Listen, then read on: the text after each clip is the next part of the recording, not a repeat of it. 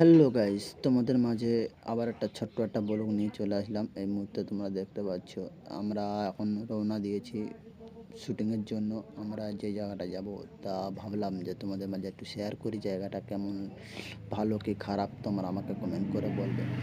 জায়গাটাও আশা করি খুব ভালো লাগবে। জায়গাটা খুব ভালো, সুন্দর জায়গা। তো জায়গাটা তোমরা দেখে কেমন লাগবে তোমরা আমাকে কমেন্টে বলবে।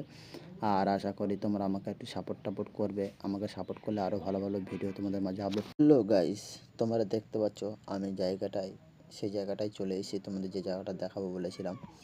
তা বলো, আর আমাদের এই ক্যামেরাম্যানও চলে এসেছে সাথে।